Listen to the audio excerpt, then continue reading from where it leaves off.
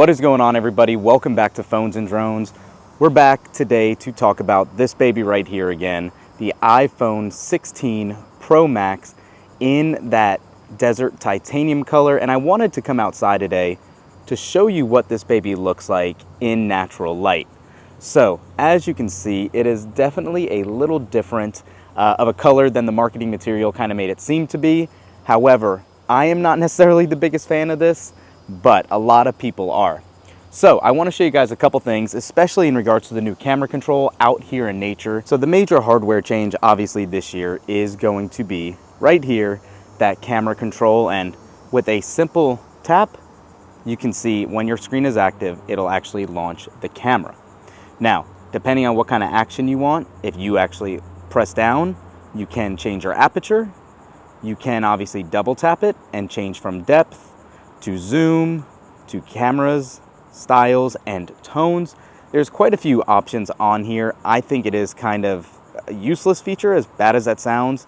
If you leave it on cameras, you can change between each camera that you have here, from the 5x, 2x, 1x, and then the wide angle lens.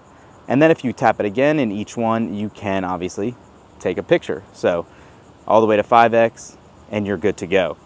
I think it's a neat little implementation here. I think it's very cool what they decided to do.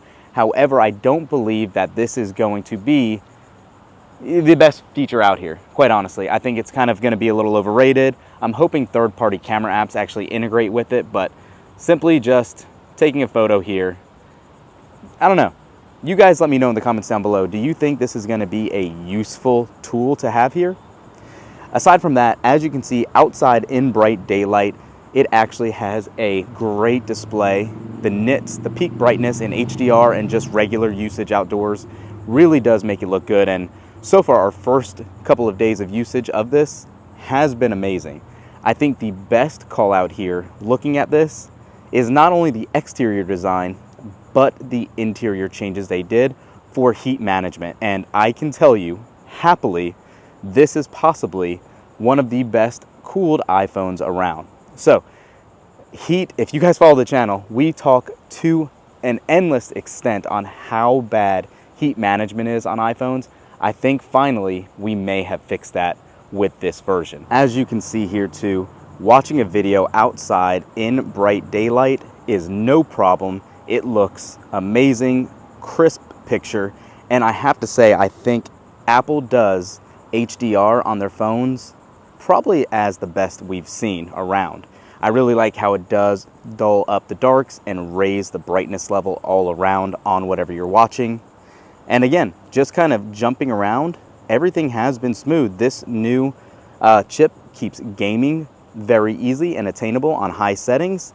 It does actually allow you to kind of swipe through everything as needed. We can just go ahead and let's actually jump into the stocks app that we usually love jumping into to take a look at. I mean, everything does just run very, very well. So from a day-to-day usage standpoint, this chip does do amazing. Aside from that, one other takeaway that obviously went down the whole line this year is the action button. And I still am undecided about it. It's so kind of high up and out of the way, kind of the opposite of how this camera control is. We never use it. We have it set up for our Tesla, for all the Tesla controls, and it just doesn't seem very beneficial. I forget it's there half the time, and I just rather, well, go to the app. Aside from that, I really do feel like using this phone on a day-to-day basis has been really good, and I am excited to continue using it as our daily driver. I've heard phone calls have sounded great on both ends. There's been no complaints from anybody that we've actually talked to that they couldn't hear us. The mic cancellation, or I'm sorry, noise cancellation has been very good as well.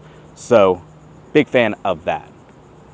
So a lot of mumble jumble here, basically, always just to say, you can't go wrong with the iPhone 16 Pro Max if that's what you're looking at getting. I wish the colors were a little better. I do wish battery life might actually be substantially better than what it is, since they did increase the screen size. That extra little milliamp hour battery that they added here, or that boost to it, I should say, didn't really do too much. It kind of offset what we already had. So there's that. Hopefully next year they might be able to actually raise the actual longevity of the battery. Battery health is what's going to be another big concern. It's too early to tell what that'll be like. Daily battery life has been respectable as Apple's best battery on an iPhone yet, like they always preach. However, the numbers aren't really all there yet. We're still trying to put that to the paces, and stay tuned to the channel for that.